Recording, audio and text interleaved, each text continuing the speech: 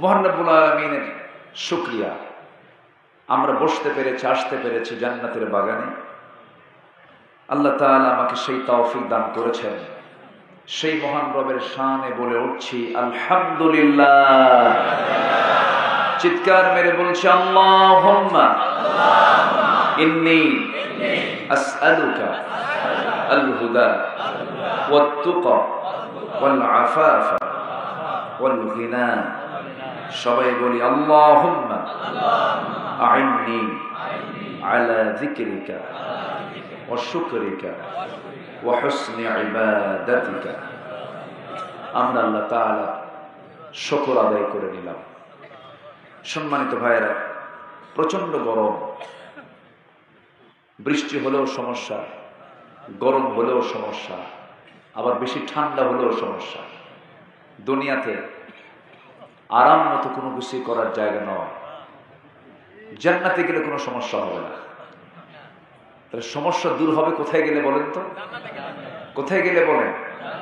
সেখানে না শীত না গরম, কোনো অসুখ বিসুখ থাকবে না, কোনো যুবক বুড়ো হবে না। বুড়ো হলে কোমর চলে না, চোখে দেখে না।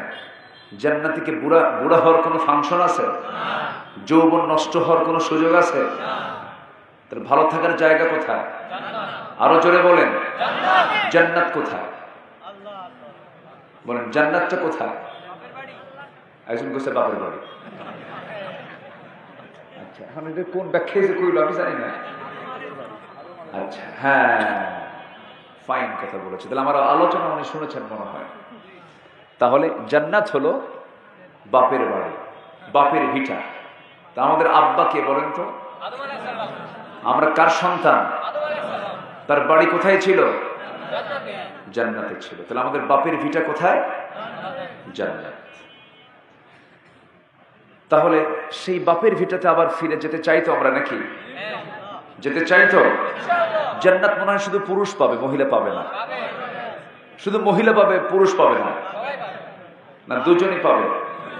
দুজনই পাবে। আমি আলোচনার সূচনায় কোরআনে কারীমের সূরাতুন নিসা থেকে, অর্থাৎ মহিলার সূরা। কিসের সূরা?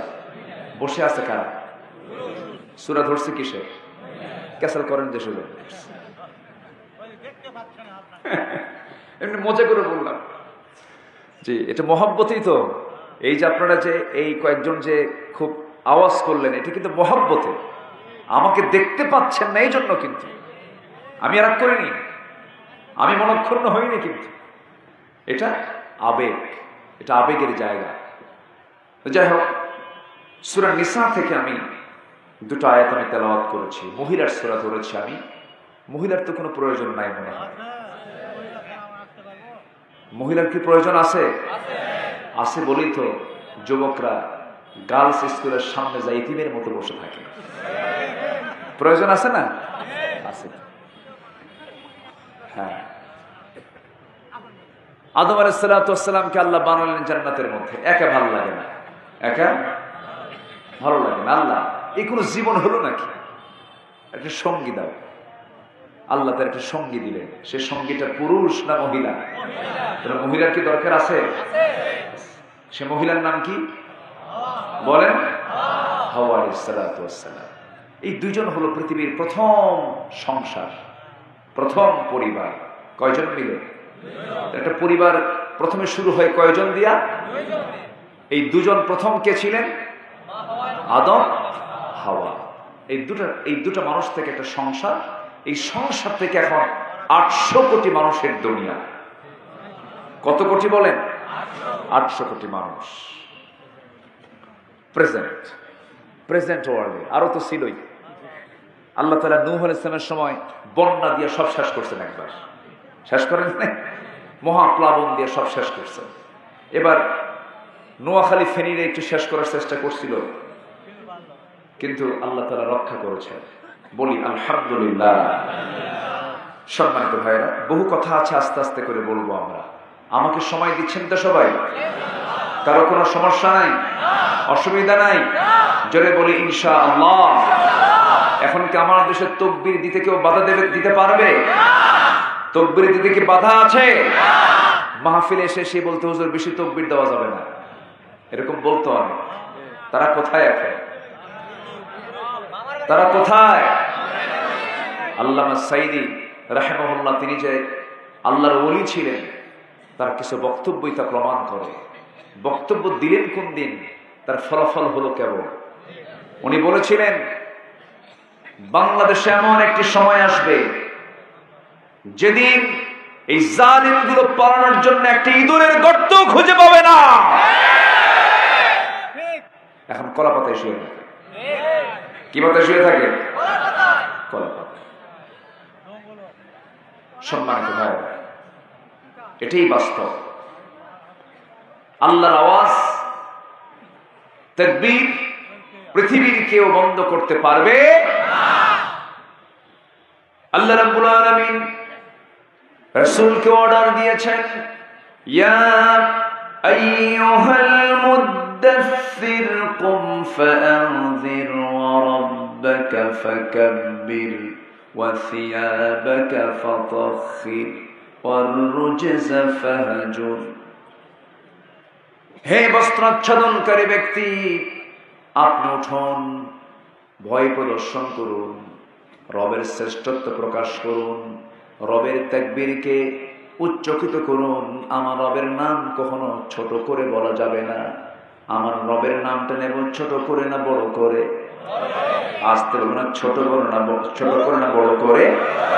বড় করে। আমার আল্লাহর নাম নিতে কোনো কৃপণতা করা যাবে না। আমার বন্ধুগণ, এই দীর্ঘ 16 বছর আমার মাহফিল অঙ্গনের, এই মাহফিলের প্ল্যাটফর্মে আমার আসা হলো 26 বছর, 25 বছর, 26 বছর প্রায়। এর 16 বছর কেটেছে আমার বিপরীত স্রোতে আমার কেটেছে।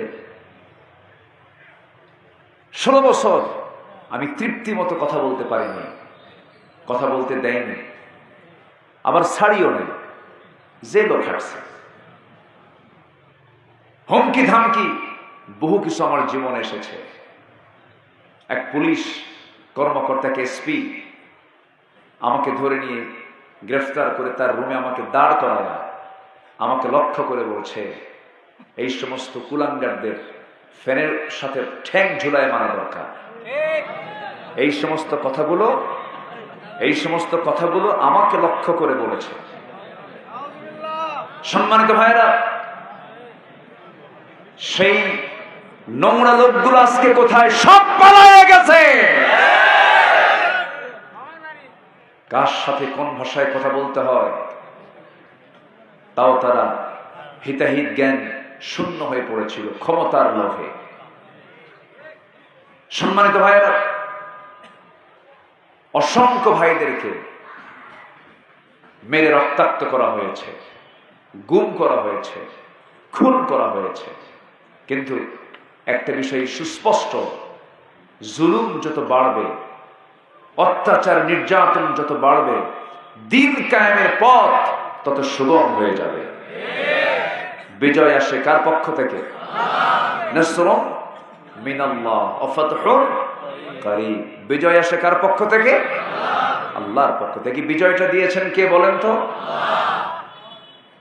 সবেমাত্র নির্বাচন শেষ হয়েছে, ক্যাবিনেট গঠন হয়ে গেছে, মন্ত্রী সব সেট আপ হয়ে গেছে। স্বপ্নেও ভাবে নাই এই ঝড় কোন দিক দিয়ে আসবে। খালি কইল রাজাকারের নাতিপুতিরা চাকরি পাবে। রাজাকার শব্দ ওরা ব্যান্ড করেছিল, সে রাজাকার শব্দ হয়ে গেছে ব্রান্ড। আমি কে, তুমি কে, রাজাকার, রাজাকার। আল্লাহ বললেন, তুই যে শব্দ দিয়া ক্ষমতাকে পাকাপোক্ত করতে চেয়েছিলি, সেই শব্দ দিয়ে তোকে আজকে নামায়া দিলাম। আমার কথা কি বোঝা যায়? সবাইকে শুনতে পাচ্ছেন? আমি সূরা নিসা থেকে 124, 125, 126 কয়টা আয়াত হলো? 3টা আয়াতের তেলাওয়াত দিয়ে শুরু করেছি। এই 3টা আয়াতকে সামনে রেখে আমি কিছু কথা বলতে চাচ্ছি। ওয়ামা তাওফীকি ইল্লা বিল্লাহ আলাইহি তাওয়াক্কালতু ওয়া ইলাইহি উনীব। আসুন মূল আলোচনার দিকে আস্তে আস্তে চলে যাই। আমল পুরুষ করুক আর মহিলা করুক, উভয়ের পুরস্কার আছে না নাই বলেন তো? আছে। শুধু শর্ত হলো ইমানদার হতে হবে। কি হতে হবে? ইমানদার হতে হবে। আমার মা বোন যারা আসছেন, ভাববেন না যে আপনার জন্য ওয়াজ নাই। আপনার জন্য কোরআনে যে ওয়াজ, আবার পুরুষের জন্য সেই কোরআনে সেই একই ওয়াজ। জান্নাত আপনি যা পাবেন পুরুষও সেই পাবে, কোনো তফাৎ নাই। কিন্তু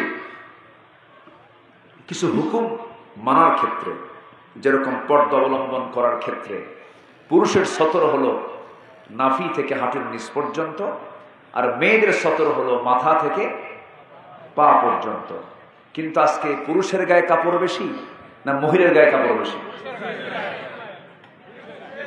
আচ্ছা, মেয়েরা যে পোশাক পরবে, পুরুষের পোশাক পরতে হবে হলো পাজামা যেটা পরবে, লুঙ্গি যেটা পরবে, এটা পরবে গিরার উপরে, টাকনুর উপরে, যেটা পায়ের যে গিরা আছে টাকনুর উপরে, এটা পরা পুরুষের জন্য জরুরি, আবশ্যক, ওয়াজিব। কিন্তু সেই পোশাকটা, সেই পাজামাটা পুরুষ অধিকাংশই পরে গিরার উপরে না গিরার নিচে? আর মেয়েরা গিরার, মাশাআল্লাহ, এটা বিশাল ব্যাপার না? মানে যে যা পরা দরকার তার উল্টাটা করছে। তাহলে এখন সমাজ চলছে সোজা হালে না উল্টা হালে? এক সলিমুদ্দিন গেঞ্জি পড়ছে, গেঞ্জি তো গেঞ্জি পড়ছে উল্টা করে, গেঞ্জি পড়ছে উল্টা করে। এখন দূর থেকে দেখে কি ব্যাপার, মাথা দেখি একদিকে, গেঞ্জি দিকে আরেকদিকে। সম্মানিত ভাইয়েরা, আজকে সমাজের গেঞ্জি উল্টা করে পরানো হয়েছে। এটাকে সোজা করার জন্য আইন দরকার, আর সেই আইনের জন্য বাবার আইন দেওয়া যাবে না, স্বামীর আইন দেওয়া যাবে না। কেউ বাবা নিয়ে ব্যস্ত, কেউ স্বামী নিয়ে ব্যস্ত, কারো বাবার দেশ, কারো স্বামীর দেশ, মাঝখান দিয়ে আমরা শেষ। আমরা কাউ কিনে ব্যস্ত হব না, আমরা আল্লাহর আইন কিনে ব্যস্ত হব। জোরে বলি ইনশাআল্লাহ। আমাদেরকে আইন দিয়েছেন তিনি কে? আইনদাতা কে? একমাত্র আইন দিতে পারেন তিনি কে? আল্লাহ তাআলা। কত গালি যে শুনেছি আমরা। আমাদেরকে বলেছে মৌলবাদী, আমাদেরকে বলেছে কট্টরপন্থী, আমাদেরকে বলেছে রক্ষণশীল, আমাদেরকে বলেছে জঙ্গিবাদী। এরকম হাজারো তকমা দিয়ে আমাদেরকে কণ্ঠাসা করার চেষ্টা করা হয়েছে। যারাই এই সমস্ত ষড়যন্ত্র করেছিল, তারাই আজকে ষড়যন্ত্রের সমস্ত জাল ছিন্ন করে তারাই হয়ে গেছে এদেশের সবচেয়ে বড় অপরাধী। ফয়সালা কার? আসতে বলবে না, ফয়সালা কার? আল্লাহ পাকের। আমরা আমলগুলো করব, জোরে বলি ইনশাআল্লাহ। যদি পারি বোনের হক মেরে খাবো, যদি পারি বান্দার হক মেরে খাবো, যদি পারি ওজনে কম দেব, যদি পারি মিথ্যা কথা বলবো, যদি পারি মিথ্যা সাক্ষী দেব। এগুলো তো আমার দেশে নাই। আসতে বলবেন না, আছে না নাই? ইমানদার কি এগুলো করতে পারে? ইমানদারের কাজ এগুলো হতে পারে? আমার বন্ধুগণ, আসুন আমরা ধীরে ধীরে আলোচনার দিকে চলে যাই। আল্লাহ রাব্বুল আলামিন বলেন, وَمَن يَعْمَلْ مِنَ الصَّالِحَاتِ مِنْ ذَكَرٍ أَوْ أُنثَىٰ وَهُوَ مُؤْمِنٌ فَأُولَٰئِكَ يَدْخُلُونَ الْجَنَّةَ وَلَا يُظْلَمُونَ نَقِيرًا। জোরে বলুন আল্লাহু আকবার। যে সমস্ত বান্দাগুলো নেক আমল করবে, সে পুরুষ হোক আর নারী হোক, সে যদি ইমানদার হয়, সে যদি বিশ্বাসী হয়, ইমানদার যদি হয়ে থাকে, আল্লাহ নিজে বলছেন আমি আল্লাহ রাব্বুল আলামিন তাকে জান্নাতে প্রবেশ করাবো। জোরে কোন সুবহানাল্লাহ। শর্ত হলো মুমিন হতে হবে। কি হতে হবে? মুমিন। মুমিন কাকে বলে? মুমিনের সঙ্গে আল্লাহ রাব্বুল আলামিন, মুমিনের গুণগুলো আল্লাহ রাব্বুল আলামিন কোরআনে কারীমের বিভিন্ন জায়গায় বিভিন্ন প্রেক্ষাপটে উল্লেখ করেছেন। সময় মতো আমি এটা উপস্থাপন করার চেষ্টা করব। 124 নম্বর আয়াতে একটু আগে আল্লাহ রাব্বুল আলামিন আরেকটা আয়াতে বলছেন, ওয়াল্লাযীনা আমানু ওয়া আমিলুস সালিহাতি সানুদখিলুহুম জান্নাতিন তাজরি মিন তাহতিহাল আনহার الأنهار خالدين فيها أبدا وعد الله حقا ومن أصدق من الله قيلا جرب الله أكبر ইমান যারা আনবে নেক আমল যারা করবে অচিরেই আমি তাদেরকে এমন জান্নাতে প্রবেশ করাবো যে জান্নাতের নিচ দিয়ে নহর প্রবাহিত পার্মানেন্ট জান্নাত তাকে দেওয়া হবে, কখনো সেখান থেকে সে বের হবে না। এবং এটা আল্লাহ তাআলার ওয়াদা। কার ওয়াদা বলেন? আসতে বলবেন না, কার ওয়াদা? আল্লাহর ওয়াদা। আর আল্লাহ নিজে বলছেন আমার চাইতে সত্য কথা আর কেউ পৃথিবীতে বলতে পারে না। সে আল্লাহর জান্নাত পাওয়ার জন্য আমাকে আপনাকে সবার আগে যে গাইডলাইন, যে কিতাবটা আমাকে সব সময়ের জন্য ফলো করতে হবে, সেই কিতাবের নাম কি বলেন? সেই কিতাবের নামটা কি বলেন? আল কোরআন। কোরআনটাকে যে গাইডলাইন মনে করবে তার কোনো সমস্যা নাই। কোরআনকে যে ব্যক্তি মনে করবে এটাই আমার একমাত্র পথ, মত, চিন্তা, সব কিছু, কোরআন যে খুলে, কোরআন যে মেনে জীবন সাজায় নেবে, কোরআন তাকে জান্নাতের দরজায় পৌঁছায় দেবে। যদি বলি সুবহানাল্লাহ। কিন্তু আমার দেশে বহু তরিকার লোক আছে, কি মরণের কালে আজরাইল এসে যখন বলবে তুমি কিসের লোক, উত্তরে কি কয়? হ্যাঁ, কি যেন সুন্দর করে সাজায়, পারি না। হ্যাঁ, ন্যাংটা বাবার লোক, ন্যাংটা বাবার লোক। সম্মানিত ভাইয়েরা, সেই দিন কোন ব্যক্তি দিয়া, সেই দিন কোন নেতা দিয়া বান্দা নাজাত পাবে না। বান্দা নাজাত পাবে তার ব্যক্তিগত আমল দিয়া। কি দিয়া? আমল দিয়া। ওহুয়া মুমিন, তাকে মুমিন হতে হবে।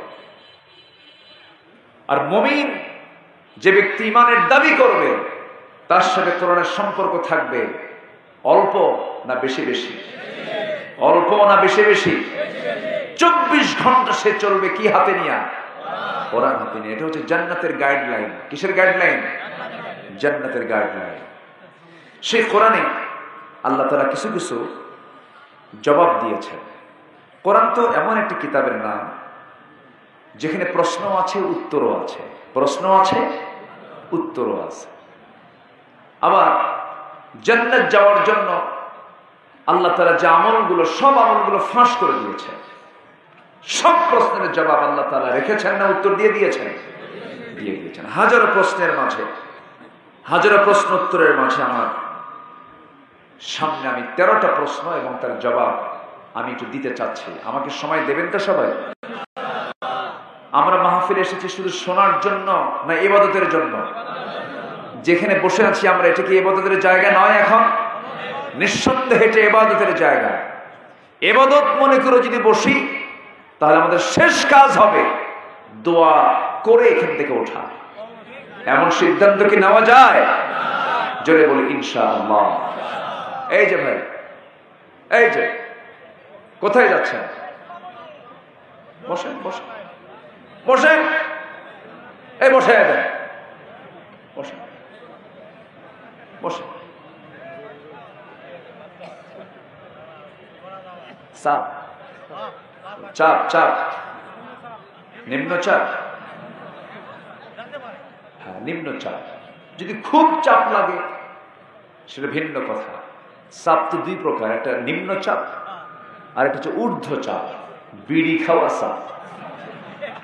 দেখেন না গ্রামীণ দরবারের ভিতর থেকে হঠাৎ করে মাতব্বর নাই, মাতব্বর গেল কই?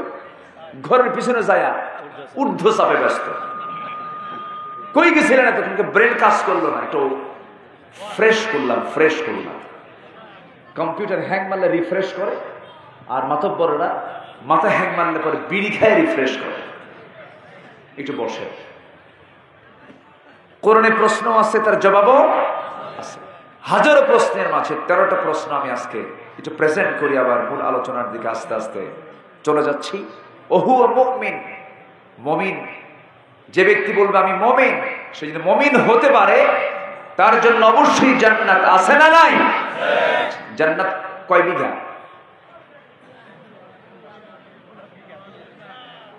কয় বিঘা? জান্নাতের কোনো বিঘা জানা আছে আপনাদের? বিঘা জানা আছে?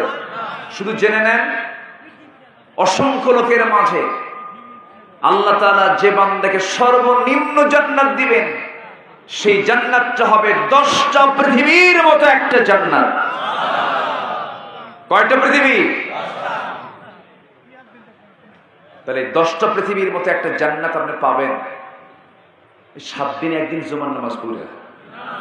আসতে কয়, হ্যাঁ, 7 দিন একদিন জুমার নামাজ পড়ে। এত সস্তা জান্নাত না, এত বড় একটা জান্নাত। আমেরিকায় একটা বাড়ি হলে, ঢাকার গুলশানে একটা ফ্ল্যাট হলে, মালয়েশিয়ায় সেকেন্ড হোম হলে, ইউরোপ, ইতালি, জার্মানিতে একটা বাড়ি হলে, সিটিজেনশিপ পেলে ও ভাবে যে আমি দুনিয়াতেই নেই। আল্লাহ বলছেন সর্বনিম্ন জান্নাত আমি তোমাকে দেব হলো 10টা পৃথিবীর মতো একটা জান্নাত, যা চোখ দেখেনি, কান শোনেনি, অন্তর এটা কল্পনাও করেনি। এমন এক অকল্পনীয় বিশাল একটি জান্নাত আমার আপনার জন্য রেখেছেন। তিনি কে?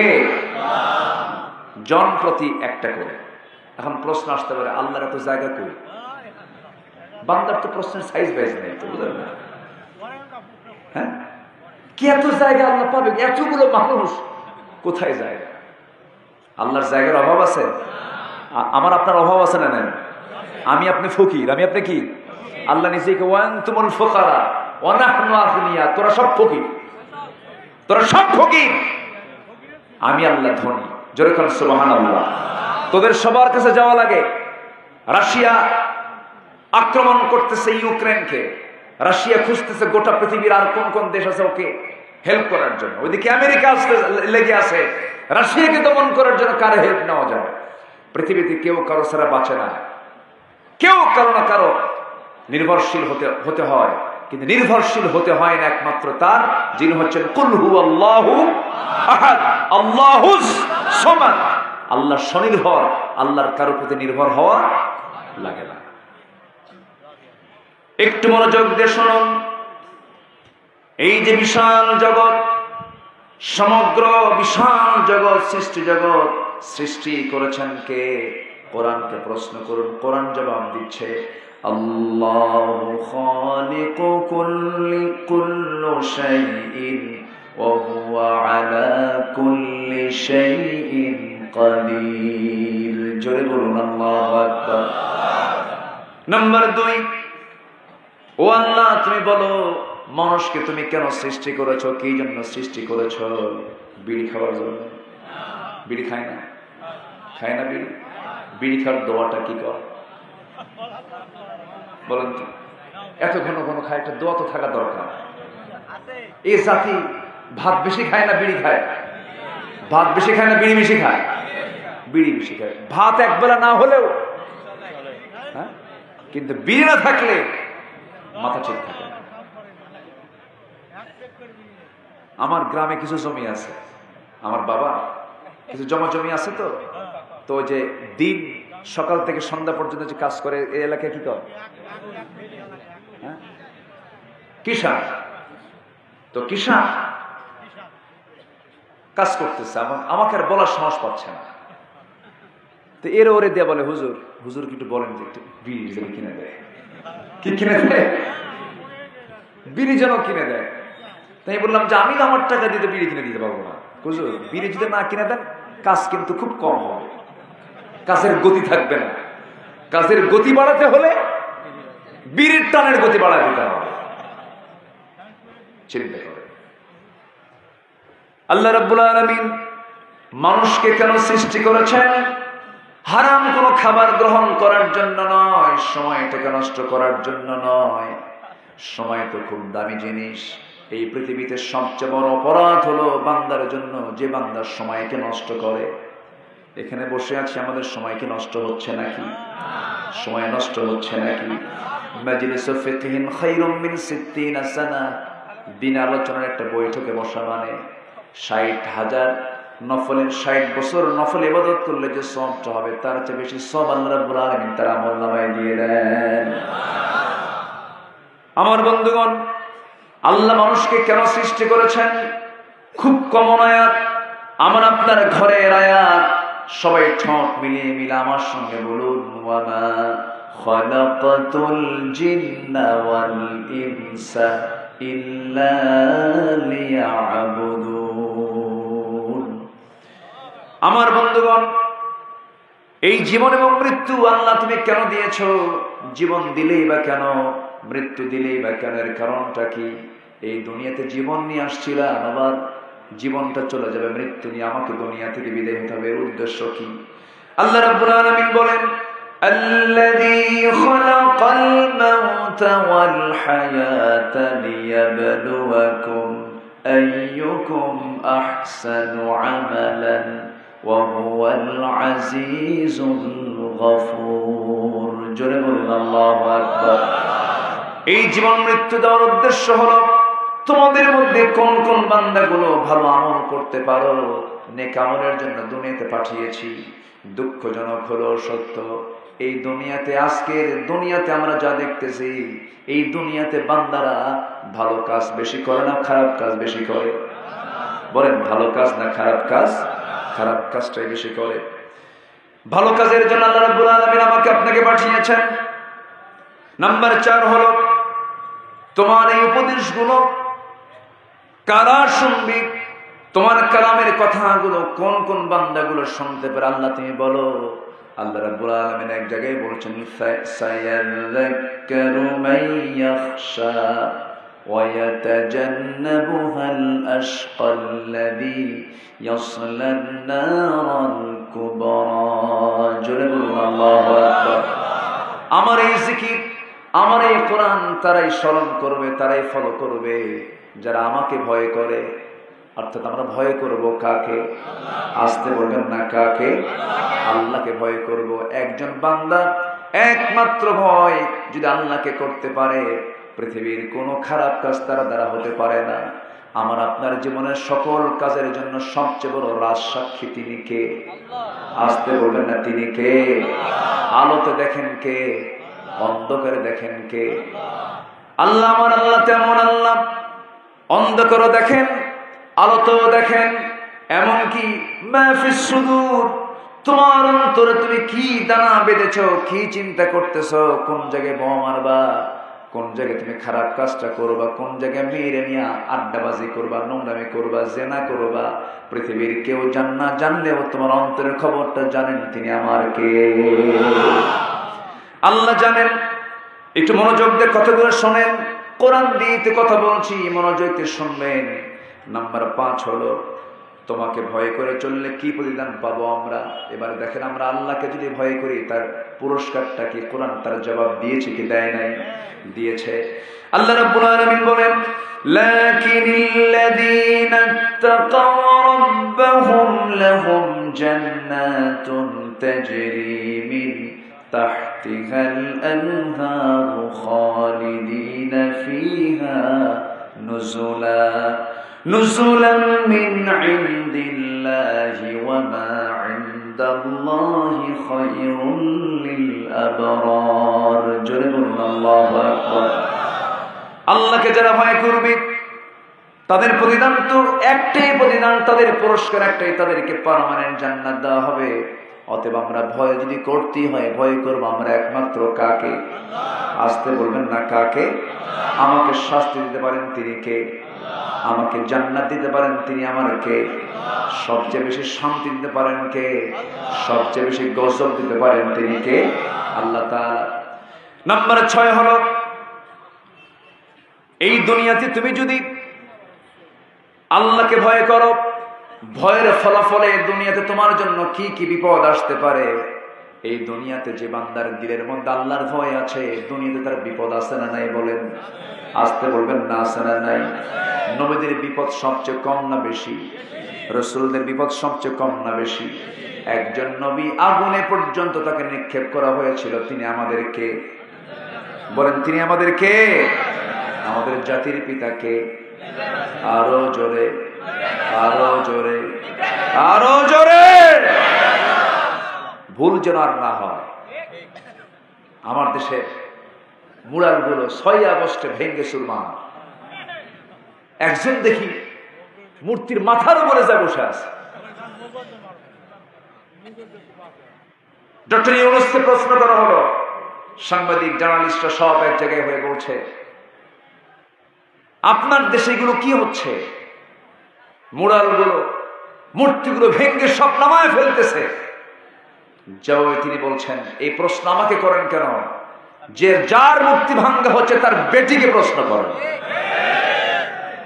তার মেয়েকে প্রশ্ন করেন, আমাকে প্রশ্ন করেন কেন?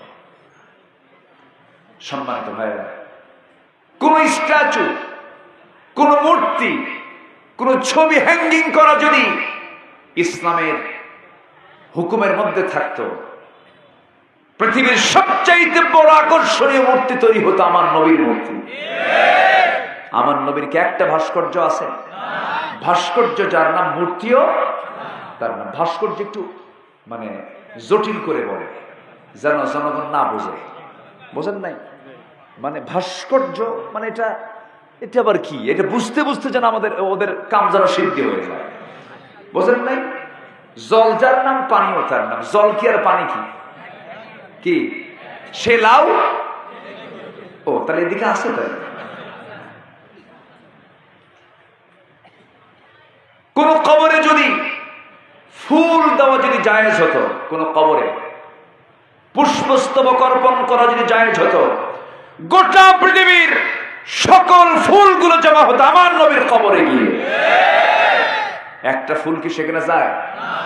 যায় সেখানে? তুমি কোন সাদা মাতা? তুমি কোন সাদা মাতা? জাতিকে বাধ্য করা হয়েছিল শিরকের কাজ করার জন্য। 21শে ফেব্রুয়ারি আসলেই খালি পায়ে চলে যেতে হয়। ঠিক আমি কি ভুল বলছি? শিরকের বিরুদ্ধে কথা বলে যাব, কুফরের বিরুদ্ধে কথা বলে যাব, তাওহীদের পক্ষে কথা বলে যাব, আল্লাহর জমিনের দিন কায়েমের আন্দোলনে সপক্ষে কথা বলে যাব, কাজ করে যাব। কল্যাণ দেব, আল্লাহ দেব না। রাজি আছেন কারা কারা? হাত উঁচু করে দেখান মুসলমান।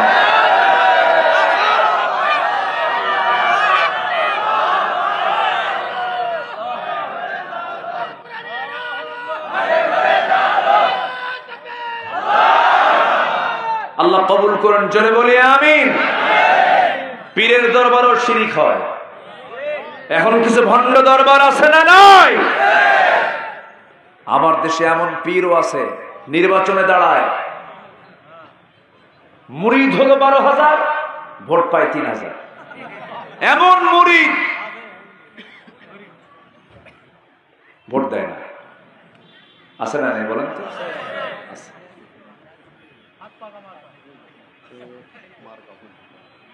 আমারে বলতে দেন, আমি একটু কথা কই। রাগ করতেছেন নাকি আপনারা? এই 16 বছর অনেক দাড়িওয়ালা টুপিওয়ালা হুজুর, বিগত 16 বছর কি তারা সুযোগ সুবিধা গ্রহণ করেনি? এরকম হুজুর ছিল কি ছিল না? তাদের গায়ে একটা আচরও লাগে নাই। ওই 16 বছর যারা বিগত সরকারের সকল সুযোগ সুবিধা গ্রহণ করেছে, যারা সবচেয়ে বেশি সুযোগ সুবিধা পেয়েছে, তারাই হচ্ছে সবচাইতে বড় মুনাফিকের বাচ্চা। আমার এই কথার মধ্যে অনেক কিছু লুকানো আছে, বুঝে নেন। আর কিছু বলার আছে? বুঝে নেন। আকলমন্দ, ইশারা বা সৎ, সচেতন ব্যক্তির জন্য খুলে দেওয়া লাগে না, একটু বললি টের পাওয়া যায়। সম্মানিত ভাইরা, ইমানদার আমি আর আমার পরীক্ষা হবে না, এটা কেমন কথা? পরীক্ষা দিতে হবে। পরীক্ষা নিবেন কে?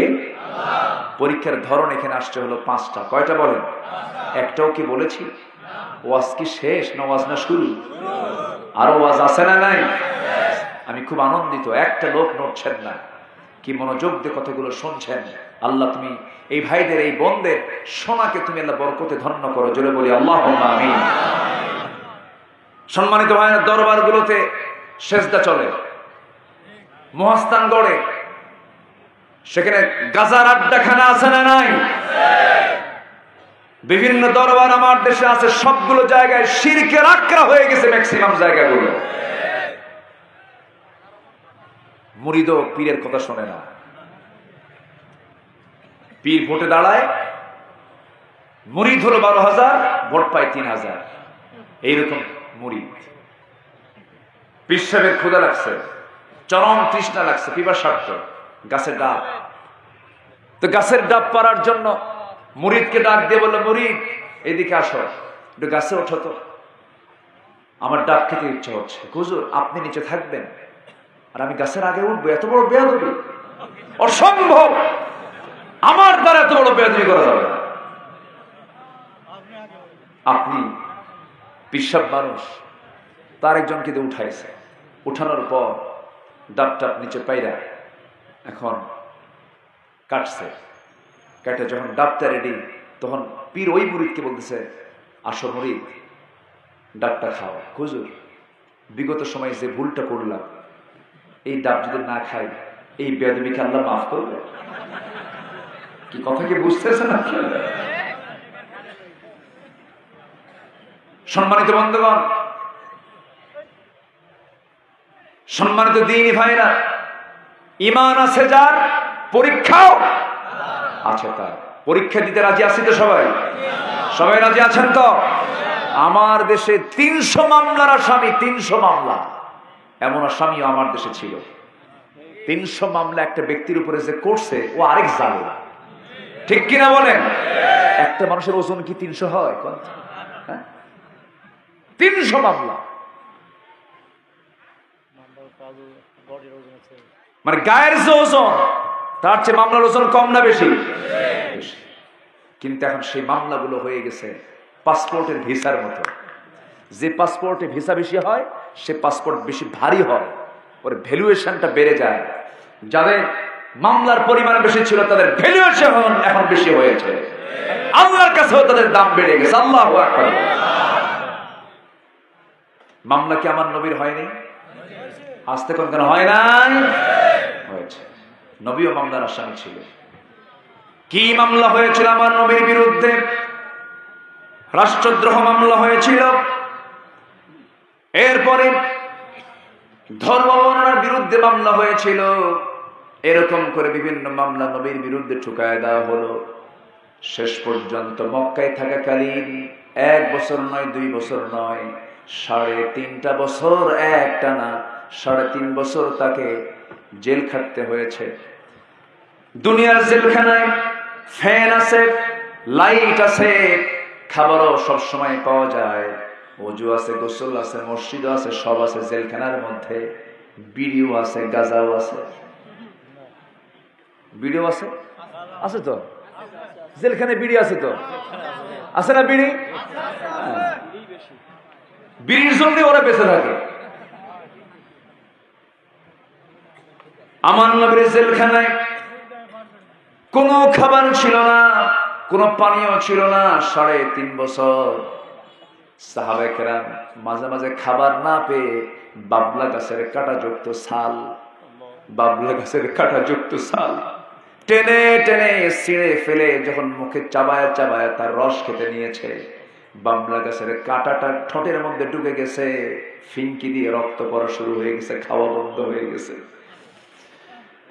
বছরে 2 একবার বৃষ্টি হতো, পাথরের উপর থেকে কিছু ঘাস জন্মাতো, সেই ঘাসগুলো চাবায়া চাবায়া সাহাবীরা তাদের ক্ষুধা নিবারণ করেছেন। সাহাবীদের পায়খানাগুলো ছাগলের পায়খানার মতো কটকটে হয়ে গেছে, কোষ্ঠকাঠিন্য রোগে তারা ভুগেছেন। আমার নবীর কলিজার টুকরা মেয়ে ফাতিমা রাদিয়াল্লাহু তাআলা আনহা খুব কম বয়সে দুনিয়া থেকে বিদায় নিয়েছেন। আমার নবীর ইন্তেকাল হয়েছে 63 বছর বয়সে, আর তার মেয়ের ইন্তেকাল হয়েছে আমার নবীর মৃত্যুর মাত্র 6 মাস পরে। 40 পরে নাই, খুব অল্প বয়সে ফাতিমার দুনিয়া থেকে বিদায় তিনি হলেন। এর একমাত্র কারণ, 1 নম্বর কারণ ছিল ওই শিবে আবু তালিবে নির্বাসনে থেকে, বয়কটে থেকে তারা মাসের পর মাস না খেয়ে খেয়ে নারীগুলো শুকিয়ে গেছে, দুর্রোগ্য ব্যাধিতে তারা আক্রান্ত হয়েছেন। এত কষ্ট সাহাবে কেরাম ওই জেলখানার মধ্যে করেছেন। আমার বন্ধুগণ, আমার নবীর চোখের সামনে সুমাইয়াকে ধরা হলো। আমার মায়ের আলোচনা শুনছেন কিনা জানি না, অনেক মা বোন আজকের মাহফিল আসছেন, আপনাদের অবদান কিন্তু সবচাইতে বেশি।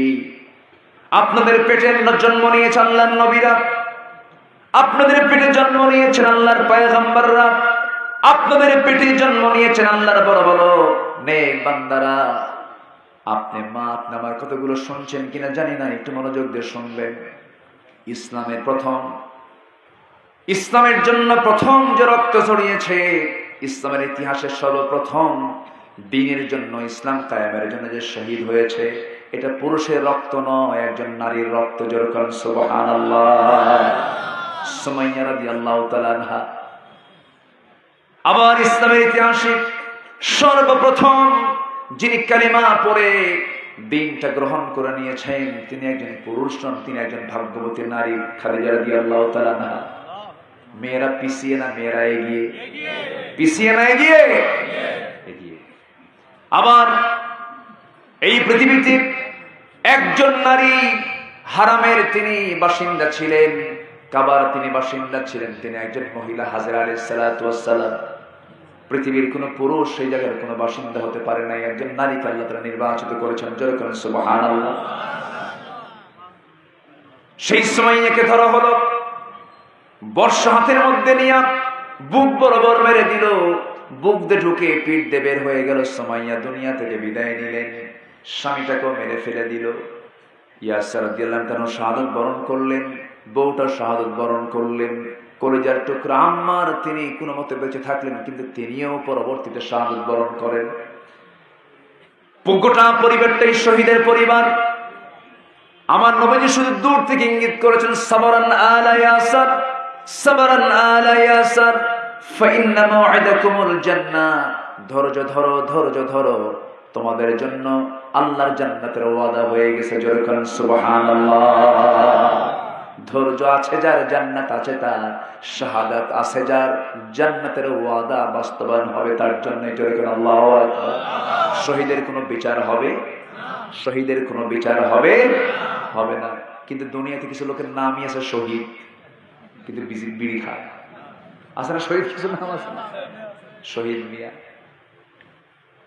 আমার বন্ধুগণ, দিনের পক্ষে কাজ করতে হবে। সুমাইয়ার শাহাদাত তার বড় প্রমাণ, ইয়াসিরের শাহাদাত বড় প্রমাণ। একজন সাহাবীর নাম না বললে বড় কৃপণতা হয়ে যায়। সবাই তার নামটা জানেন। পৃথিবীর প্রথম মুয়াজ্জিনটাকে বলেন, জোরে বলেন, পৃথিবীর প্রথম মুয়াজ্জিনটাকে বলেন বেলাল। সাদা মানুষ না কালো মানুষ? দেখতে অসুন্দর না সুন্দর? বাহ্যিকভাবে অসুন্দর আমরা মনে করি, কিন্তু কোনো কালো অসুন্দর নয়, পুরো ধলা অসুন্দর নয়, কারণ সব সুন্দর। লাকাদ খালাকনাল ইনসানা ফি আহসানি তাকওয়িম। আপনি কাউকে কালো বললেন, কাউকে আপনি মন্দ মনে করলেন, আপনি তাকে খারাপ মনে করলেন, দেখতে ভালো লাগতেছে না, আল্লাহর সৃষ্টিকে নিয়ে আপনি এমন মন্তব্য করলে পরে আল্লাহ যদি একটু যদি মনে করেন, কি সুবিধা না অসুবিধা? বলে অসুবিধা। আল্লাহ কাউকে কালার দিয়েছেন। এই পৃথিবীতে সবচেয়ে শক্তিশালী পুরুষ হলো, শক্তিশালী মানুষ হলো যারা কালো চামড়ার মানুষ, তাদের গায়ের শক্তি সবচাইতে বেশি। আল্লাহ তাআলা কালো চামড়ার লোকগুলোকে শক্তি দিয়েছেন, আল্লাহ তাদের আরেকটা গুণ দিয়েছেন, ভাগ করে দিয়েছেন। আমার বন্ধুগণ, বেলাল রাদিয়াল্লাহু তাআলা একজন কালো কুসকুসে মানুষ ছিলেন। মাঝে মাঝে আমার নবীর কানে একটা দিন শব্দই চলে আসলো। বেলালকে সাহাবীরা মাঝে মাঝে বলতেন, কালো পাহাড় আসে, কালো পাহাড় আসে। কি পাহাড়? কালো পাহাড় আসে। রাসূল বলছেন, ও আমার সাহাবীরা, আমার কোন সাহাবীকে তোমরা কালো পাহাড় বলে ডাকো? তোমরা কি জানো আমার বেলাল দ্বীনের জন্য কত ত্যাগ স্বীকার করেছে? আমার কালো বেলালকে তোমরা কালো পাহাড় বলে ডেকো না, কারণ যে বেলালকে কষ্ট দেবে আমি রাসূল, আমাকে সে কষ্ট দেবে, আর আমাকে যে কষ্ট দেবে সে আল্লাহকে পর্যন্ত কষ্ট দেবে। আমার নবীজি হলেন ইমাম। মুয়াজ্জিনটাকে বলেন, মুয়াজ্জিনকে ইমাম এবং মুয়াজ্জিন কাছাকাছি পদ। নবী নামাজ পড়াইছেন, বেলাল আযান দিয়েছেন, নবীর পাশে বেলাল, বেলালের পাশে নবী, দুজন এত কাছাকাছি মানুষ, অথচ বাহ্যিক সুরতের দিক থেকে এমন লোকের পাশে বেলাল দাঁড়ানো যে নবীর চেহারার দিকে তাকালে পরে একটা শত্রু পর্যন্ত চেহারা ঘুরাতে পারত না। আমার নবীর সিরাত এবং সূরাত দুটাই সুন্দর ছিল। এত সুন্দর চেহারা আল্লাহ রাব্বুল আলামিন তাকে দান করেছিলেন যে আম্মা জান আয়েশা এক লাইনে জবাব দিয়েছেন, আল্লাহর পয়গম্বর ইউসুফ আলাইহিস সালামকে দেখে যে যুগের নারীরা তারা তাদের লেবু কাটতে নিয়ে বটি দিয়ে হাত পর্যন্ত কেটে ফেলেছিল, ওই সমস্ত নারীরা যদি আমার রাসূলকে একটাবার দেখতো, শুধু হাত কাটতো না, কলিজা টেনে টেনে ছিঁড়তো, টের পেত না। আমার নবীজি এত সুন্দর ছিলেন। কোন এক চাঁদনি রাতে আমার নবীজি বসে আছেন, আমার নবীজির বন্ধু আবু বকর সিদ্দিক রাদিয়াল্লাহু তাআলা আনহু তার চেহারার দিকে বারবার তাকাচ্ছেন, আকাশের চাঁদের দিকে বারবার তাকাচ্ছেন। রাসূল বলেছেন, বন্ধু আবু বকর, চাঁদ দেখো একবার, আমাকে দেখো একবার, কি দেখো? এবার তিনি বলছেন, ইয়া রাসূলুল্লাহ, আল্লাহর কসম করে বলি, চাঁদের দিকে বারবার তাকায় দিকে চাঁদের মধ্যে কালিমা আছে, কিন্তু আপনার চেহারার মধ্যে বিন্দু পরিমাণ কোনো কালিমা নাই। আমার নবীজি রাস্তায় হাঁটতেন, জমিনে হাঁটতেন, আকাশে এক খণ্ড মেঘ সূর্যের নিচে আল্লাহ তাআলা রেখে দিতেন তার গায়ে ছায়া দেওয়ার জন্য। জোরে কোন সুবহানাল্লাহ। আমার নবীজি রাস্তা দিয়ে হাঁটতেন, এত সুগন্ধি তার শরীর থেকে প্রকাশ পেয়ে যেত, টের পাওয়া যেত এই রাস্তা দিয়ে রাসূল চলে গেছেন। আমিনা আমার নবীজির মা আমিনা যখন তার পেটে রাসূলকে ধারণ করেন, মা আমিনা সিরাত গ্রন্থে এসেছে, বালতি নিয়ে কূপ থেকে পানি তুলতে গেছেন, কূপের পানি সাধারণত নিচে থাকে, দড়ি দিয়ে তুলতে হয়, বালতি দিয়ে তুলতে হয়। কিন্তু মা আমিনা তিনি যখন সন্তানকে যখন পেটে ধারণ করেছেন, রাসূলকে যখন পেটে নিয়েছেন, যে যখন পানি আনতে যেতেন তখন লক্ষ্য করে দেখতেন পানি তোলার জন্য দড়ি লাগতো না, উপচে পড়ে পড়ে কূপ দিয়ে পানি গড়ে গড়ে নিচের দিকে পড়তো। আমার নবীজির কত বরকত ছিল। মা আমিনার পেটে যখন আমার রাসূল জন্ম নিলেন, পেটে আসলেন, আমিনা যে দিক দিয়ে যায় সেই দিক দিয়ে সুগন্ধে ভরপুর হয়ে যায়। মা আমিনার শাশুড়ি আমার নবীজির দাদি সঙ্গে সঙ্গে বলে ফেললেন, ও আমার ছেলে বউ, মেয়েদের যখন রাস্তায় বের হতে হয় তখন সুগন্ধি লাগাতে হয় না, তোমার গায়ে এত সুগন্ধি তুমি লাগায় কেন, বাইরে যাও। মা আমিনা বলেন, আমার শাশুড়ি আম্মা, আমি তো সুগন্ধি লাগাই না, কিন্তু কেন জানো, আমার পেটে এই শিশুর যখন আবির্ভাব হয়েছে সেই দিন থেকে আমার শরীর থেকে সুঘ্রাণ ছড়তে থাকে। সুবহানাল্লাহ। আমার নবীজি কত দামি মানুষ ছিলেন। আমার নবীজির যখন জন্ম হয়ে গেল, 3টা দিন পার হয়ে গেছে, তৃতীয়তম রাত্রিতে রাসূলকে দেখার জন্য নবীজির একজন চাচা ছিল, যে চাচা ইসলাম কবুল করে নাই, কিন্তু সারা জীবন নবীর পক্ষে কথা বলেছেন, এমনকি জেল পর্যন্ত খাটছেন। সেই চাচার নামটা কি বলেন তো? সব তো ওয়াজ পারে, হ্যাঁ? শেষ করে দিই নাকি? আলোচনা চালাবো? জোরে বলে ইনশাআল্লাহ। আমি এ পর্যন্ত লক্ষ্য করে দেখলাম 7 থেকে 8 জন লোক উঠছে। আমি গুনতেছি, কিন্তু 7 থেকে 8 জন, এটা ব্যাপার না। একটু সময় আমাকে দেন, কিছু পয়েন্ট ভিত্তিক কিছু কথা এখনো রয়ে আছে, আমরা শুনবো। জোরে বলি ইনশাআল্লাহ। তাহলে কোন কোন চাচা ইসলাম কবুল করেননি? আবু তালেব। নবীর পক্ষে না বিপক্ষে? পক্ষে। জেলটাও খাটছেন তিনি, এবং সেই বয়কটের নাম হলো শিব আবু তালেব। আবু তালেবের নামেই এই মানে তাদেরকে যে বয়কট করা হয়েছে, পাহাড়ের পদদেশে তারা ছিলেন, বয়কট, ব্যবসা থেকে বঞ্চিত, লেনদেন থেকে বঞ্চিত করা হয়েছে তাদেরকে, মানবাধিকার লঙ্ঘন করা হয়েছে তাদের বিরুদ্ধে। মানবাধিকার লঙ্ঘনের সব দিক আবু জেল পূর্ণ করেছিল সেই সময়। আমার নবীজি 3 দিনের বয়স। আমার নবীর বয়স কয়দিন? 3 দিন। তৃতীয়তম রজনীতে আবু তালেব একদিন তার ঘরে, আমার নবীর ঘরে দেখতে আসছেন, তার মানে রাসূলকে দেখার জন্য আসছেন। দরজা ডাক দিয়েছেন, দরজা খুলে দিয়েছেন তার মা আমিনা। দরজা খুলে দিলেন, আমার নবীজিকে দেখার জন্য আসলেন, কিন্তু আমিনার কোলে রাসূল নাই, আমিনার কোলে শিশু মুহাম্মদ নাই। আমিনা তাকে নিতে পারেন না, কারণ বারবার নিতে গেলে স্বামীর কথা মনে হয়ে যায়।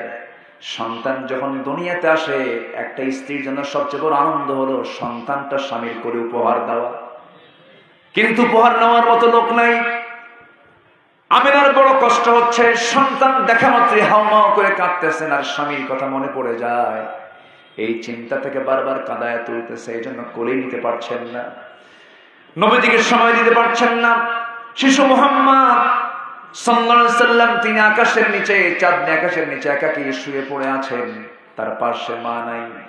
সেই সময় আবু তালেব চলে আসলেন, এসে দেখলেন তিনি একা শুয়ে আছেন, কিন্তু লক্ষ্য করে তিনি দেখলেন, আবু তালেব লক্ষ্য করে যা দেখলেন, নবীজির নবুয়তের পরে একদিন স্মৃতিচারণ করতে নিয়ে বলে ফেলতেছে, মুহাম্মদ তোমার বয়স যে সময় 3 দিন ছিল, সেই সময় রাত্রিবেলা তোমাকে দেখতে গেছিলাম, কিছু জিনিস দেখেছি, এটা কি সত্য না মিথ্যা? রাসূল বললেন, চাচা আপনি বলেন কি দেখেছেন আপনি আমাকে?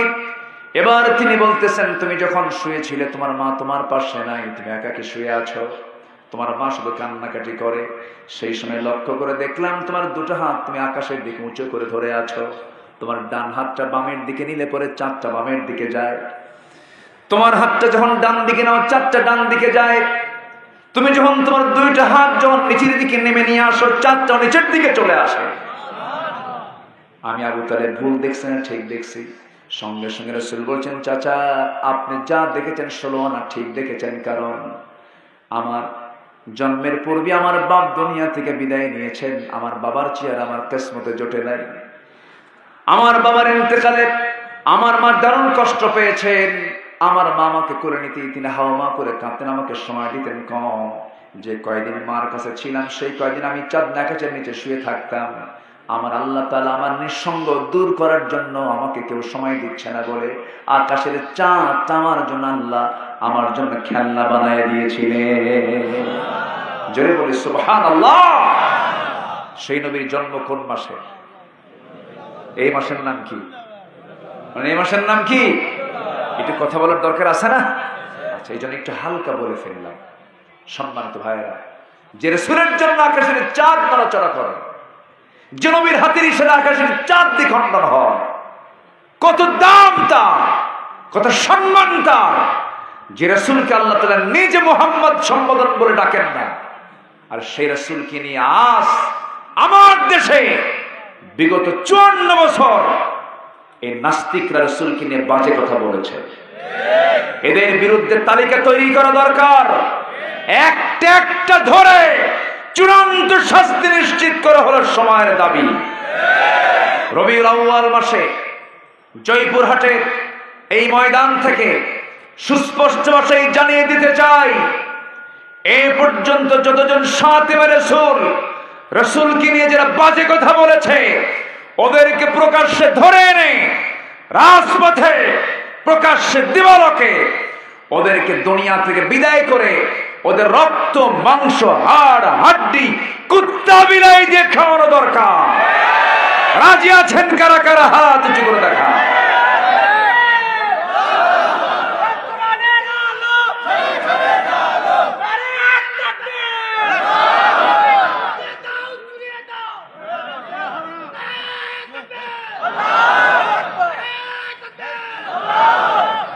সম্মানিত ভাইয়েরা, আমার দেশে এখনো ইসলাম বিদ্বেষী, কোরআন বিদ্বেষী চক্র আছে না নাই?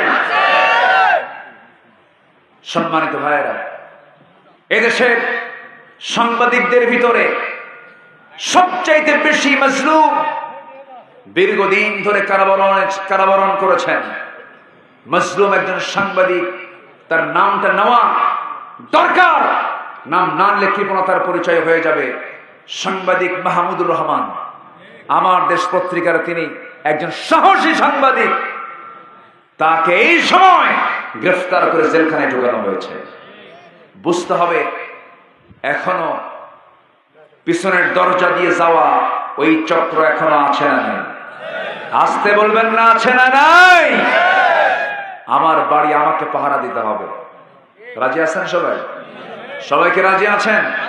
এক একজন এক একটা বাংলাদেশ, আমি নিজে একটা বাংলাদেশ, এই চিন্তা মাথায় নিয়ে চলতে হবে। সম্মানিত ভাইয়েরা, প্রত্যেকটা শিক্ষাঙ্গনকে পর্দার আওতায় নিয়ে আসতে হবে, মেয়েদেরকে পর্দা নিশ্চিত করতে হবে। শিক্ষক নামের কলঙ্ক, চরিত্রহীন লম্পট কিছু শিক্ষক আছে না নাই, যাদের হাতে ছাত্রীরা পর্যন্ত নিরাপদ নয়, অনেকে বলে শিক্ষক তো বাবার মতো, আছে না এরকম কয় না? এক মানুষের বাপ কয়জন হয়? আসতে কয় একজন মানুষের বাপ কয়টা হয়? একজন। শিক্ষক কি বাপের মতো হয়? আচ্ছা, শিক্ষক ছাত্রীকে বিয়ে করেছে, এমন রেকর্ড তো জয়পুর হাটে নাই। বাপ আবার বিয়ে করে কেন? আকরাম ভাই করছে কোথায় এখানে? দেখছেন কি সাহস, মুখ ঠোঁট কাটা মানুষ দেখছেন, সামনে বলে ফেলবে। হ্যাঁ জায়েজ তো, বিয়ে করতেই পারে, কিন্তু পর্দার হুকুম আছে না নাই? আসতে বলে না, পর্দার দরকার আছে না নাই? পর্দার হুকুম দিয়েছেন কে?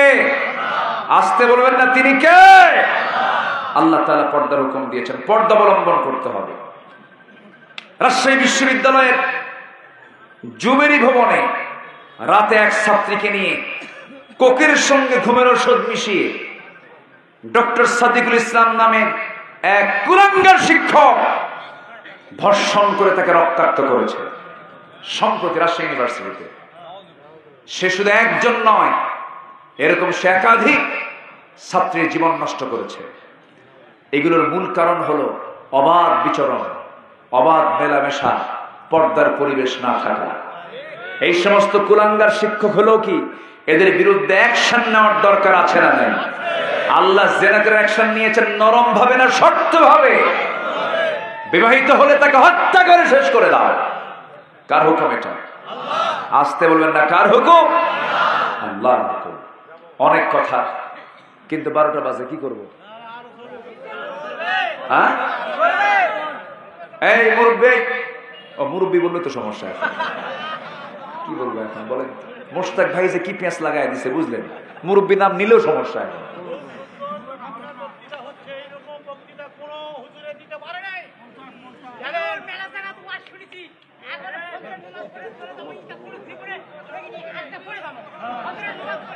ফজর নামাজ পড়ে যাবো, ঠিক আছে সবাই থাকেন, আমি চলে যাব।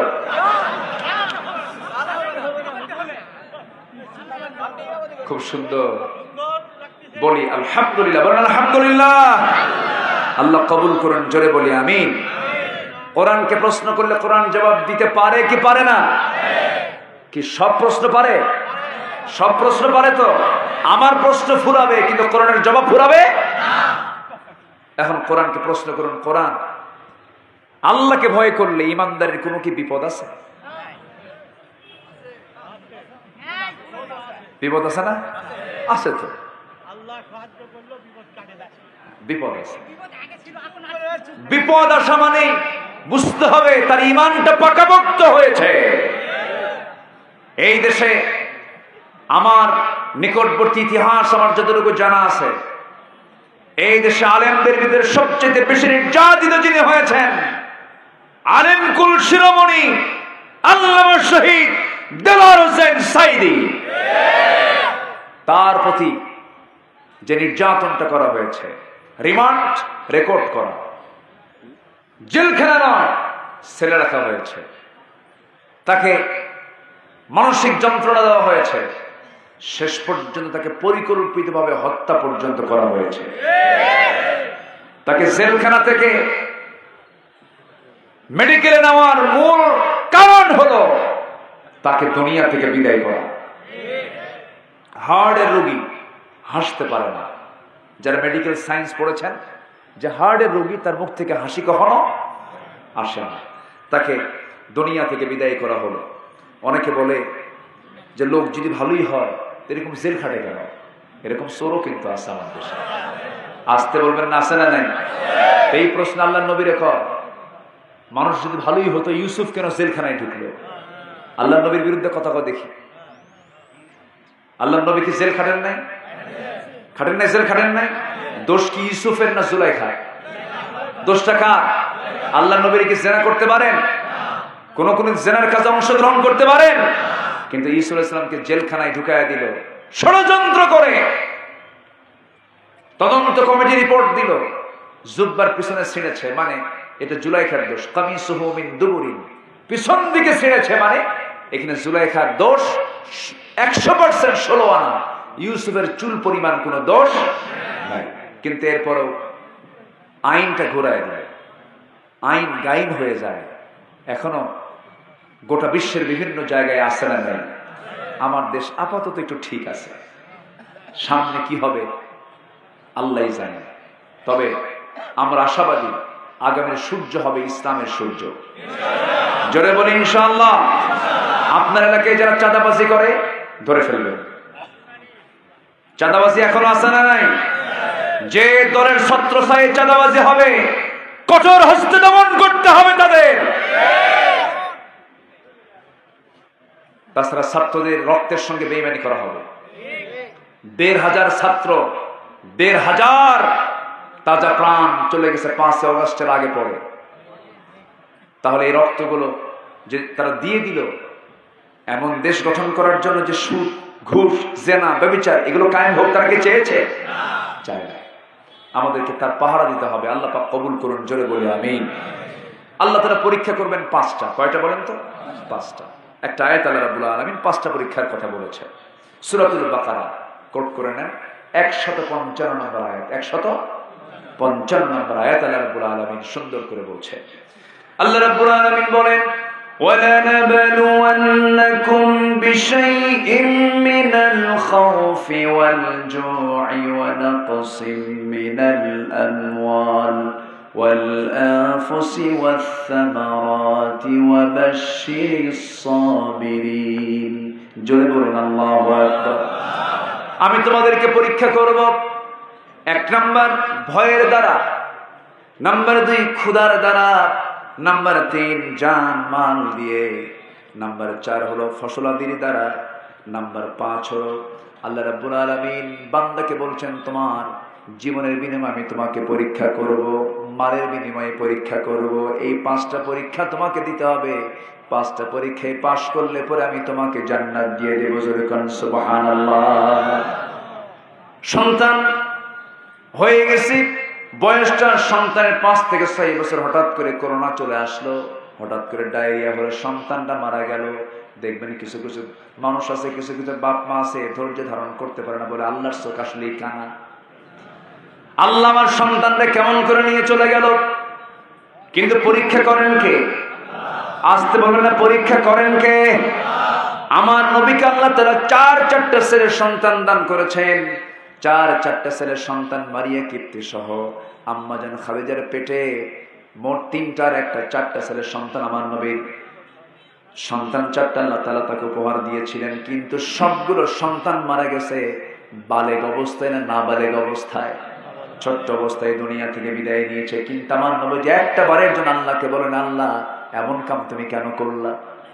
মনক্ষুণ্ণ হন নাই, মনমরা হন নাই। সম্পদ দিয়েছেন, আল্লাহ সম্পদ নিবে না। আল্লাহ মনক্ষুণ্ণ হওয়া যাবে না, হতাশ হওয়া যাবে না। আল্লাহ তাআলা নবীদের মাধ্যমে সকল প্র্যাকটিক্যাল ঘটিয়ে দিয়েছেন। জাতির পিতাকে, আরো জোরে কোন জাতির পিতাকে আল্লাহ তাআলা সুন্দর করে বলছেন, ওয়ামান আহসানু দীনান ওয়ামান আহসানু দীনান মিম্মান আসলামা ওয়াজহাহু লিল্লাহি ওয়া হুয়া মুহসিন ওয়াত্তাবা'a মিল্লাতা ইব্রাহিম হানিফা ওয়াত্তাখাযাল্লাহু ইব্রাহিম খলীলা। জোরে বলুন আল্লাহু আকবার।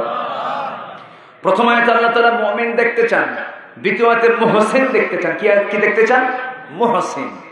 মুহসিন মানে যারা ভালো ভালো কাজ করতে পারে। আল্লাহু আকবার বলে, যারা ইহসান দেখাতে পারে, আল্লাহ তাদেরকে মুহসিন বলেছেন।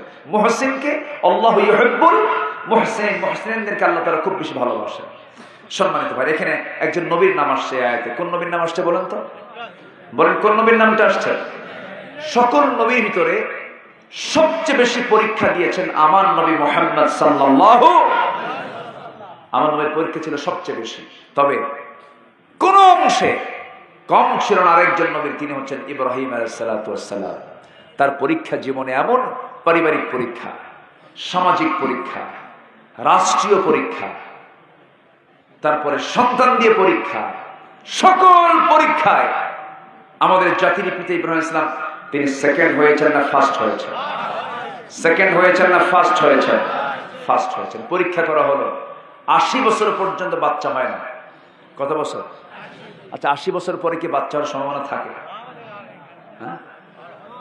আর হয় না, আর চলে না। ওনার এক চাচার হয়েছে।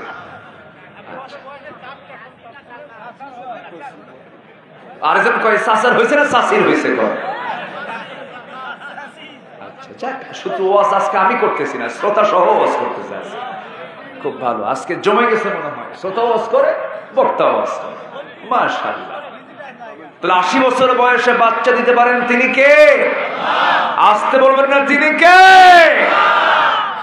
আবার বাপ ছাড়া সন্তান আছে না? কে সে সন্তানের নাম কি? এখনো মারা যাননি তিনি, আবার আসবেন। কে? কে? ঈসা রূহুল্লাহ। এই নবীকে আবার ইহুদি খ্রিস্টানরা বলে কি জানেন? আল্লাহর বেটা। জোরে করে নাউজুবিল্লাহ। ঈমান আছে না গেছে? ঈমান আছে না গেছে? আবার আরেকজন নবী উযাইর আলাইহিস সালাতু ওয়াস সালাম, উযাইর, এই নবীকে আবার ইহুদির বাচ্চারা বলে এটা আল্লাহর বেটা। জোরে করে নাউজুবিল্লাহ। তাহলে ইহুদিরা এক নবীকে নিয়ে আসে আল্লাহর বেটা বানায়া, খ্রিস্টানরা আরেক নবীকে বানায় আসে আল্লাহর বেটা নিয়ে। এই ইহুদি খ্রিস্টানদের কোন ঈমান? আসতে বলো ঈমান নাই। তাহলে ওরা ঈমানদার না কাফের? ওরা ঈমানদার না মুশরিক? আল্লাহ বলছেন ওয়া হুয়া মুমিন। মুমিন হও, মুমিন হলে জান্নাত পাবে। মুমিন হলে কি পাবে? জান্নাত পাবে। আমরা কি এমন বিশ্বাস করি আল্লাহ সন্তানাদি আছে? তো সে সন্তান 80 বছর পরে আল্লাহ তাআলা একটা সন্তান দিয়েছেন ইব্রাহিম ইসলামকে। সেই সন্তানটার নাম কি বলেন তো? বলেন কি নাম? ইসমাইল ইসলাম। আল্লাহ তুমি সবাইকে সেই ইসমাইলের জন্মের জায়গা ঘোরার তৌফিক দিয়ে দাও। আমি যতবার যাই মক্কা মুকাররমায়, মদিনা মুনাওয়ারায় ঢুকলে মনে হয় কি জানেন, আমার খুব পছন্দের, খুব আপনজনের বাড়িতে আসছি। খুব ভালো লাগে। বরঞ্চ আমার কাছে দিল থেকে বলছি, আমার বাড়ির চেয়ে, আমার ঘরের চাইতেও বেশি প্রিয় মনে হয় আমার আল্লাহ তাআলার এই ঘরগুলো। যেরকম সুবহানাল্লাহ। সব জিনিস দেখতে দেখতে পুরাতন লাগে, কিন্তু আল্লাহর ঘর কাবার দিকে তাকালে মনে হয় শুধু নতুন দেখছি, নতুন দেখছি, নতুন দেখছি। আল্লাহু আকবার বলেন। যতবার তাকাবেন ততবার রহমত, যতবার তাকাবেন ততবার রহমত। আল্লাহু আকবার। পৃথিবীর প্রথম ঘর কার ঘর?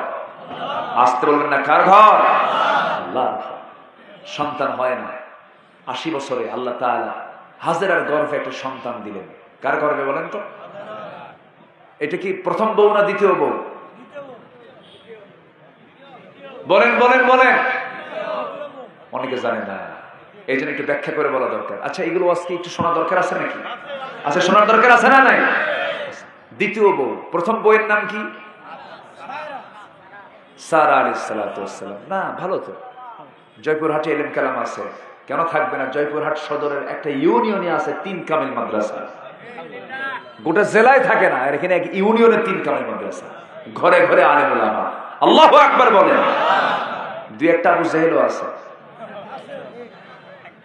2-1টা আবু জাহেল আছে না নাই? ওরা সব গর্তের মধ্যে পালায় আছে। ধরতে হবে। যেগুলো বেশি জুলুম করেছে, অত্যাচার করেছে, ছাড় দেওয়া যাবে না। শত্রুকে দুর্বল মনে করা যাবে না। মাহফিলে এসে ডিস্টার্ব করেছে। মাহফিলের মঞ্চে এসে বলে, হুজুর চোখ এরকম বড় বানায়। জানেন আমি অমুক জেলার কমিটির সদস্য। ধমক মাইরা বলে, হুজুর ওয়াজ দিবেন, এমন ওয়াজ দিবেন, আকাশ নিয়ে করবেন ওয়াজ আর কবর নিয়ে করবেন ওয়াজ। দুনিয়া আমরা দেখব, দুনিয়া দেখবে ওরা, আর আমাদের দিছে কোথায়? আর কোথায়? কবর। অনেক করেছে তারা। এমন সংসার থুয়ে গেছে 18 লক্ষ কোটি টাকার সংসারের ঋণ, আর সেই ঋণের সংসার থেকে আবার 11 লক্ষ কোটি টাকা ওরাই চুরি করে নিয়ে গেছে।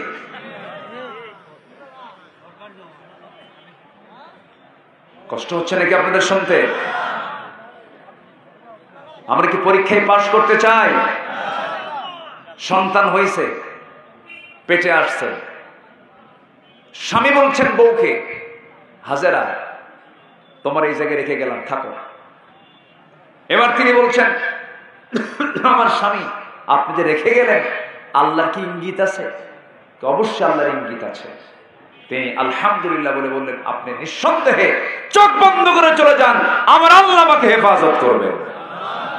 এটাই হলো নির্ভরশীলতা কার উপরে? কার উপরে? আর আমার আপনার বউ, তুই থুয়ে যাবি এখানে, আমি আরেকটা খুঁজে নেব। কি কথা বোঝেন নাই? আমি আরেকটা খুঁজে নেব। থাকলেন, সন্তান আসলো, পানি নাই, ছটফট করলেন, জমজম কূপ তৈরি হয়ে গেল। যেরকম সুবহানাল্লাহ। বিপদে সাহায্য করেন কে? বিপদের রাস্তায় সাহায্য একমাত্র কার খোলা? আল্লাহ। আপনার বিপদ যত বেশি হবে, সাহায্য তত কাছে আসবে। আমার বন্ধুগণ, নাম্বার 7 হলো, তোমার চলার পথে আমরা বন্ধু হিসেবে কাকে গ্রহণ করব? আমাদের বন্ধু 1 নাম্বার কে বলেন?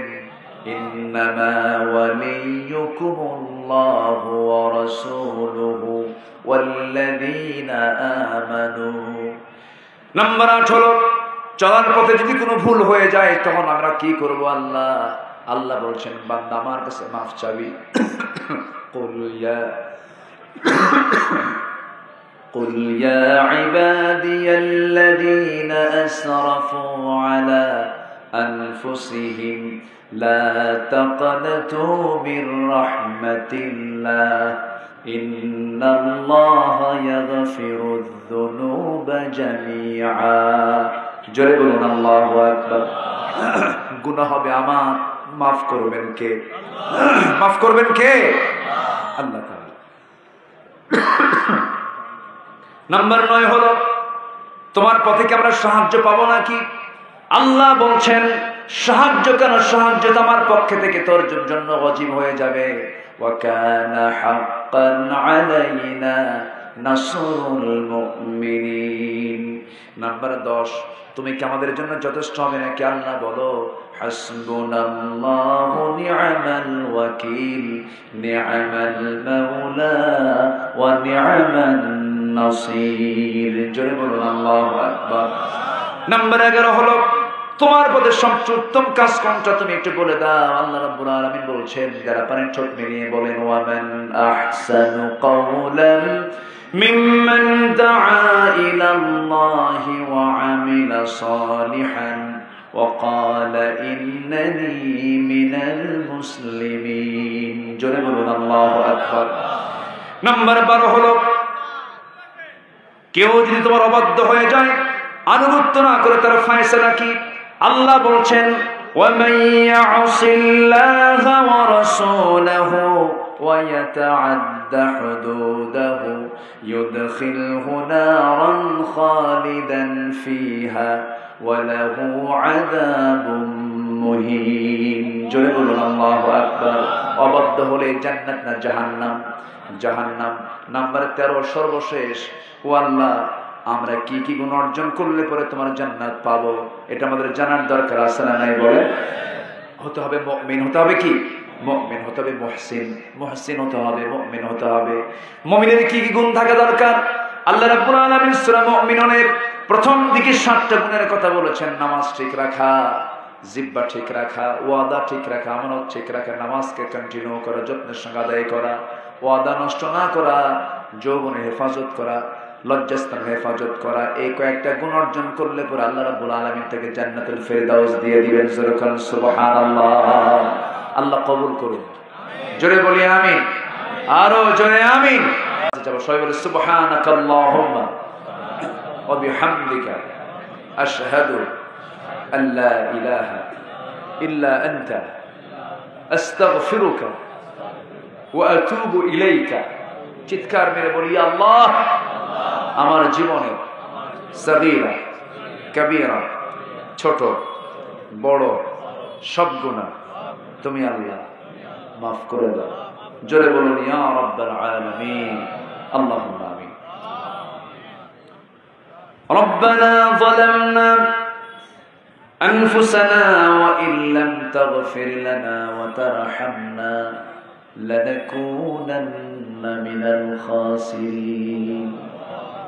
গভীর রাত, নিঝুম রাত, ঝিমানো রাত্রিতে চাঁদের মতো হাজারো মুসলমান নরনারী নিয়ে তোমার কালামের 2-3টা আয়াতকে সামনে রেখে কাঙ্গাল ফিগারের মতো দুটো হাত পেতেছি। আল্লাহ গুনার দিকে নজর দিও না, বান্দা মনে করে তামাম জিন্দেগীর সমস্ত গুনাহগুলোকে তুমি আল্লাহ মাফ করে দাও। জনম দুঃখী বাপজান যারা দুনিয়া থেকে বিদায় নিয়েছেন, জিন্দেগীর গুনাহগুলো মাফ করো, কবরগুলোকে জান্নাতের টুকরা বানায়া দাও। আব্বা আম্মা যারা চলে গেছে সে তো বোঝে মা ডাকের মধ্যে কি মধু আছে রে। বাবা যারা চলে গেছে বাবা ডাকের মধ্যে কি আনন্দ কি তৃপ্তি আছে রে। মা বলে ডাকতে পারে না, বাবা বলে ডাকতে পারে না, এমন সন্তান আমার সঙ্গে হাত তুলতে পারেন। সে আব্বা আম্মা যারা চলে গেল রে, জিন্দেগীর গুনাহগুলো মাফ করে দাও, কবরগুলোকে জান্নাতের টুকরা বানায়া দাও। সবাই চক্ষু বন্ধ করুন, হাত একটু উঁচু করি, আল্লাহর শেখানো দোয়া পড়ে আওয়াজ দিয়ে দিয়ে আমার সঙ্গে ঠোঁট মিলায় সবাই বলুন, রব্বির হামহুমা কামা রব্বায়ানি সগীরা, রব্বির হামহুমা কামা রব্বায়ানি সগীরা, রব্বির হামহুমা কামা রব্বায়ানি সগীরা। ও আল্লাহ, এমন ভাই আমার সঙ্গে হাত তুলতে পারেন, নিজের হাতে নিজের মাকে দাফন করেছে, নিজের বাবাকে নিজের পিঠে বহন করে কবরে শোয়া দিয়েছেন। সে আব্বা আম্মা যারা চলে গেল রে, জিন্দেগীর গুনাহগুলো মাফ করো, কবরগুলোকে জান্নাতের বাগিচা বানায়া দাও। বিশেষ করে মাহফিলটার আয়োজন করলেন যারা, কষ্ট করে আসলেন যারা, বিনিময়ে কিয়ামতের কঠিন ময়দান যদি কেউ কাউকে চিনবে না, মা সন্তানকে পর্যন্ত স্বীকার করে বসবে। যেদিন মানুষ কাঁদতে কাঁদতে চোখের পানিগুলো ফুরে যাবে, চোখ থেকে রক্ত বের হওয়া শুরু হয়ে যাবে, সেই কঠিন মুসিবতের দিন এই মাহফিল সবার জন্য নাজাতের মাধ্যম বানায় দিও আল্লাহ। আমার ডানে বামে সামনে পেছনে যত ভাই আড়ালে যত মা বোন তুলেছেন, যার যার প্রার্থনা তুমি দয়া করে মঞ্জুর করে নাও। এই দোয়াটা আমার জীবনের শেষ দোয়া হতে পারে। ও আল্লাহ, তোমার কাছে ফরিয়াদ করি, তোমার পছন্দের বান্দা না হওয়া পর্যন্ত মরণ দিও না। আল্লাহ তাআলা এমন সময় হাত তুলেছে, 56টি মুসলিম রাষ্ট্র হওয়ার পরেও বাইতুল মুকাদ্দাস আজকে ইহুদিদের দখলে চলে গেছে। আল্লাহ, বাইতুল মুকাদ্দাস তুমি আল্লাহ মুসলমানদের হাতে ফেরত দিয়ে দাও। 180 কোটি মুসলমানের এই দুনিয়ায় আবু বকরের মতো মনের মতো একজন নেতা তুমি আল্লাহ পাঠাইয়া দাও। আল্লাহ তাআলা আমার তারেক ভাইকে কবুল করো, যুব সমাজদেরকে কবুল করে নাও।